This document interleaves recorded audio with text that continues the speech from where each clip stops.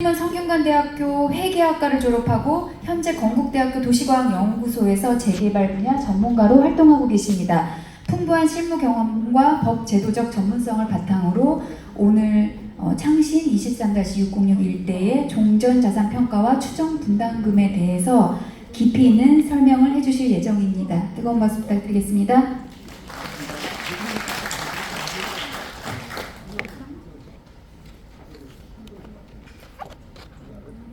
예, 반갑습니다. JNK의 대표 백준이라고 합니다. 예, 정비사업 전문관리업자고요. 그리고 현재 한국부동산원의 정비사업 관련 3개 부문이 있습니다. 그것이 관리처분 타당성 검토, 그 자문을 하고 있고요. 두 번째, 공사비 분쟁이 있는 현장에 가서 공사 분쟁 파견 전문가위원 활동하고 있고, 그 다음에 정비사업 모니터링, 그러니까 현재 돌아가는 상황이나 이런 부분들을 정책으로 전달하는 모니터링 그룹 자문위원 이 세 군데 활동하고 있습니다. 그래서 오늘 제가 맡은 내용은 종전자산 평가나 추정 분담은 어떤 식으로 산정되는지, 그리고 어떤 식으로 변동되는지에 대해서 말씀드리겠습니다. 저에게 주어진 시간이 한 15분 정도 짧게 주어져 가지고 빠르게 진행하겠습니다. 예, 여러분들이 지금 이미 받아보신 내용들입니다. 그러니까 처음에 1차 공람한 것이 25년 1월 달에 정비에 공람을 했습니다. 그래서 추정 분담의 1차로 추정 분담 나오는 시점이 정비계획 수립 시점입니다. 그래서 용적률이나 층고나 토지용 계획제 신축 세대수를 결정하는 것이 정비계획 수립인데, 이때 보신 내용과 같이 이 정도 토지용 계획 내용, 그리고 신축 계획 내용, 그리고 밑에 추정 비율 이렇게 좀 발표가 됐었습니다. 그리고 이걸로 끝나는 것이 아니라 계속 이어집니다. 예, 두 번째로 추정 분담 들어가는 것이, 이게 여러분들이 조합설립 인가나 시행자 지정할 때는 조합설립 동의세 화면 뒤에 보시면 철거비 신축비 나오죠. 신탁 지정 동의세도 똑같이 철거비 신축비들이 나옵니다. 그것을 기반으로 해서 2차 추정 분담을 여러분들에게 발표드립니다. 좀 더 구체화되는 것이죠. 예, 그렇게 하고 나서 시공자 선정하는 이제 공사비가 대략적으로 나오게 됩니다. 공사비가 정해지고 건축심의가 통과되면 건축 계획도 좀 더 확정되다 보니까 사업 시행계획 총회할 때, 그때 총회 전에 3차 추정 분담금을 산정해서 전체 틀등 소유자에게 알려드립니다. 그래서 지금 이번에 1차 했던 부분이 끝이 아니라는 것이죠. 계속 사업이 진척되면서 가셔야 됩니다. 예, 그렇게 사업 시행가를 받고 나면은 이제 조합원 분양 신청을 하게 됩니다. 사업 시행가 이후에 분양 신청하게 될 때, 그때 역시 네 번째, 왜 네 번째 하냐면은 이때는 이제 사업 시행가를 기점으로 한 종전자산 평가에 나옵니다. 밑에 화면에 있는 것처럼 각각의 조합원들에게 여러분들의 토지 가격은 얼마, 건물 가격은 얼마라는 것을 이렇게 통지서로 가게 되죠. 분양 신청할 때 이렇게 통지서 나갑니다. 통지서 나가면서 그럼 종전가액이 또 정해졌으니까 그에 근거한 분양수익 비율이 어떻게 되는지 역시 4차 추정 분담금이 통지가 되게 됩니다. 그리고 그 내용을 가지고서 우측에 있는 분양신청서에 표시를 하게 되는 것이죠. 조합원들이 내가 몇 평 신청했다라는 내용을 하게 됩니다.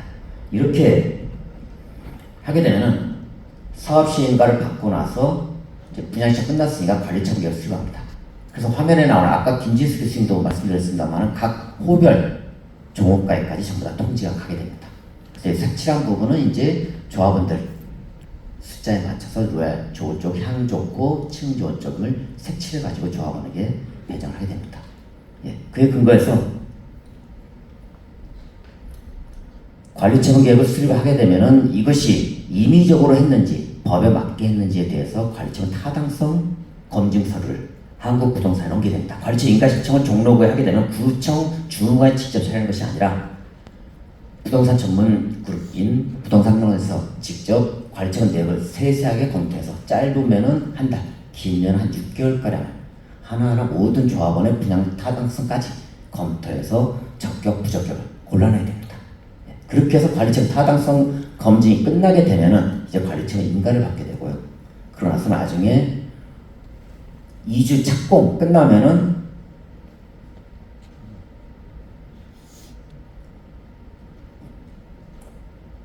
끝나면은 일반 분양하고 조합원 분양 계약합니다. 그래서 조합원 동호 추첨 오른쪽에 있는 내용들이 이제 내가 몇 동 몇 동 추첨했다.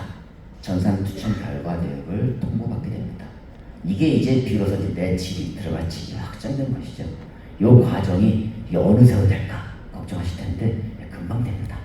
금방 됩니다. 그래서 그러니까 일반 분야 결과에 의해서 준공전에 관리처분 변경이 한 번 더 왔습니다. 관리처분 계획 때 수립했던 분양가가 뒤에 설명드리겠습니다만은 조합원 분양가는 감정평가로 결정되는데 일반 분양가는 미분양 안 될 만큼 시공사와 협의해서 최대한 높여서 분양합니다. 그러다 보면 관리처분 계획 수립했던 분양가보다 시국이 좋아가지고 훨씬 비싸게 분양할 수도 있고 갑자기 IMF 비슷한 거 말해서 떨어질 수도 있습니다. 그러면 이제 그 분양 결과에 의해서 관리처분 변경 마무리를 하고 준공을 하게 됩니다. 이런 절차는 결과적으로 사업이 각각 진행되면서 이제 나의 부담금이 가셔야 될 자체다. 그리고 정비사업 꽃은 그래서 관리처분이다 라고 얘기하고요. 그 관리처분인 정비사업 꽃을 하는 작업이 저희 같은 정비업체입니다. 예. 그래서 실제 관리처분에서 많이 민감해하는 비리의 부분은 이미 추정분담금 나오면서 다들 보셨을 거예요. 총 분양 수입에서 분양 수입엔 조합원 수입, 일반 분양 수입, 임대 수입, 상가 수입 다 합친 분양 수입에서 전체 사업비를 뺀 거를 총 종전 자산가액으로 나누게 됩니다. 그리고 조합원 분담금은 조합원이 배정받게 되는 분양가에서 이 분양가는 아까 말씀드린 것처럼 감정평가로 결정됩니다. 그리고 내 권리가액, 감정평가액이 1억이더라도 이 동네 비율이 130%다 라고 하게 되면 1억 3천으로 인정받게 되는 것이죠. 이 권리가액을 빼서 분담을 내게 됩니다. 그래서 실제 관리청을 할 때는 종전자산이나 조합원 분양가는 감정평가로 결정합니다. 그리고 일반 분양가는 시공자 협의회에서 시행자가 결정합니다. 조합 또는 신탁이 결정을 하게 됩니다. 그래서 그럼 딱 보면은 비율을 높이려면 뻔하죠. 분양 수익을 높이거나 사업비를 낮추거나 두 가지 다를 하거나 사업비를 낮추는 가장 관건은 결국 사업 기간이고요. 예. 그리고 분양 수익을 높인 것은 일반 분양 개수를 최대한 높이고 분양 시점도 맞아야 됩니다. 예. 근데 추정 분담금은 약간 다른데 추정 분담금은 총 사업비가 안 나오니까 주변 사례, 주변에 관리 처분했던 사례로 분석합니다. 여러분들의 구역지역 정비계획 수립했던 어떤 내용들 주변의 사례를 가지고 추정했고요. 그 다음에 종전가액 감정평가를 안 했기 때문에 불가피하게 공시가격을 보정률을 적용을 합니다. 근데 실제 감정평가할 때는 개별 공시가격을 보지 않습니다. 예. 그런데 종전가액을 지금 감정을 못했기 때문에 보정률을 적용해서 지금 창신동은 131%로 현재 추정이 되고 있습니다. 추정이 되고 있는데 이 부분이 기준이 공사비는 100% 잡았다. 현재 910만 원 잡았을 것입니다. 그리고 분양가는 34평 기준으로 13억 6천 정도, 평당 4천 정도 잡았습니다. 그런데 여러분도 아시다시피 이문동 신축 아파트가 15억이 돌파가 됐어요. 예. 그럼 결과적으로 우리 현재 잡아놓은 공사비는 풀로 잡았습니다. 현재 강남의 공사비로 거의 잡은 것으로 보입니다. 평당 900이면은. 그리고 분양 수입은 동대문구보다 낮게 잡아놨습니다. 그렇게 봤을 때 현재 131.52%는 제가 봤을 때 상당히 보수적이다 라는 사실을 알 수가 있습니다. 여기서 분양가를 단 10%만 올린다면은 왼쪽에 분양가 있죠. 10% 올라가면 그게 15억입니다. 지금 현재 이문동 신축 아파트가 10% 올라가면은 167%가 되겠죠. 공사비가 그대로일 때. 예, 계산 간단합니다. 그런데 분양가가 시국이 나빠서 떨어지거나 정체되는데 공사비만 오르게 되면은 비율은 떨어집니다. 그러나 앞서 말씀드린 바와 같이 현재 잡아놓은 추정 분담금은 공사비는 최대한 높게 그리고 분양가는 보수로 잡은 측면이 있습니다. 따라서 저는 나름 낙관적으로 이 지역을 보고 있습니다. 추정 분담금은 인위적으로 한 것이 아닙니다. 반드시 추정 분담금 검증위원회를 통과해야지 진도가 나갑니다. 따라서 앞서 말씀드린 1, 2, 3, 4차 추정 분담금 모두 검증위원회의 절차를 거친다 라는 사실을 알 수가 있고요. 예, 그 다음에 종전평가의 경우에는 지금 이제 구청장님 오셨기 때문에 뒤에 질의 시간에 예, 이 부분을 좀 더 설명을 드리도록 하겠습니다. 예, 마무리해드리면은 관리처분 인가 받은 후에도 앞서 말씀드린 것처럼 분담금이 변동이 있을 수 있습니다. 저희가 직접 했던 저희 회사 직접 했던 성동 횡단북구역 같은 경우에는 관리처분 때 비율이 103%였는데 일반 분양이 불과 1년 7개월 만에 2주 완료되고 착공 들어왔습니다. 굉장히 빨리 됐죠.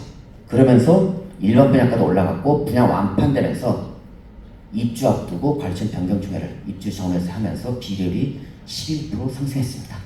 예, 이게 실제 사례죠. 예, 그리고 또 조합에서도 보통 질질 끌면서 해산 안 하고 있었는데 다른 조합들은 여기는 1년 만에 해산 청산까지 하면서 유보금을 놔뒀던 부분까지 다시 또 2차로 조합원들이 나누면서 한 세당 평균 250만 원씩 또 돌렸습니다. 예, 그런가 하면은 여기는 이제 신문 기사 보면 나옵니다. 최근에 자 구역 이름 쓰기는 뭐해서 동글뱅이 구역이라고 했는데 여기 2019년 7월달에 관리청을 할 때 비례를 108%였습니다. 사업성 좋은 단지로 소문났었죠. 예. 그러나 분양이 3년 만에 이 기간 동안에 코로나 걸리고 우크라이나 전쟁 걸리고 걸릴 거 다 걸리면서 미분양됐고요. 예. 사업 기간 연회에 비해서 상당히 오래 지연돼서 내부적인 문제로 인해서 사업이 지연되면서 결과적으로 이번에 입주 앞두고 관리청을 하면서 비율이 딱 10%가 떨어졌습니다. 예. 모든 공사비가 올라가는 것은 모든 지역이 똑같습니다. 그러나 사업 기간을 늘리고 줄이고는 전체 토지등 소유자, 나중에 조합원, 신탁방식된 관리자들의 몫입니다. 예. 그것에 사실상 좌우된다라는 점을 알 수가 있고요. 그래서 실제 분담금 감면을 위한 제도적 장치는 많이 마련되고 있습니다. 워낙 어려운 시기를 거치면서 추정 분담 검증이 있고 앞서 말씀드린 공사비 계약 사전 컨설팅 제도가 시공사 뽑기 전에 시청에서 나서가지고 해주기도 합니다. 그 다음에 앞서 말씀드린 공사비가 10% 이상 올라가면 공사비 검증, 또 관리처분 계획이 사업비 10% 지나면 관리처분 타당성 검증, 그 다음에 조합이 내분이 있다, 분쟁이 있다라고 하게 되면 조합원의 실태 점검, 그리고 공사비 분쟁 때문에 사업이 중단됐다라고 하면 전문가 파견까지 이런 제도는 계속 이루어지면서 사업이 좀 더 투명하고 빨리 갈 수 있는 제도적 장치 많이 마련됩니다. 그러나 제도만으로 될 수 있는 건 아니죠. 가장 관건은 교수님도 강조했던 저 역시 현재 정비 사업을 95년도부터 지금 딱 30년째 하고 있는데 제가 느낀 바로는 역시 내부의 동력입니다. 예. 사업 기간은 사업성에서만 좌우되지는 않는다. 예. 그리고 결과적으로 또한 내부의 동력과 아울러 업체 선정에 있어서의 투명성이죠. 예. 마지막으로 민간 거버넌스, 다시 말해서 조합과 혹은 토지등 소유자 혹은 조합원과 인가청과의 관계입니다. 예. 이 세 가지가 맞아떨어지지 않으면 어떠한 제도의 장치도 우리의 사업성을 보장해주지 않습니다. 그런 점에서 보다 지금 이 창신 구역이 일정한 사업 방식 부분이 어느 정도 논의가 된 것으로 알고 있습니다. 그렇다면 뒤를 돌아봐서는 안 됩니다. 예. 어떤 방식도 장점과 단점은 다 가지고 있습니다. 동전의 양면이죠. 예. 그럼에도 불구하고 일정한 방향이 잡혔다면 뒤돌아보면서 다시 복귀하는 것이 아니라 지금 나가는 진도를 어떻게 좀 더 리스크 줄여가면서 빠르게 갈 것인가 라는 점에 착안하셔서 사업이 성공적으로 이제 시작했지만 좀 더 빠르게 성공적으로 사업이 마무리되기를 비도록 하겠습니다. 고맙습니다.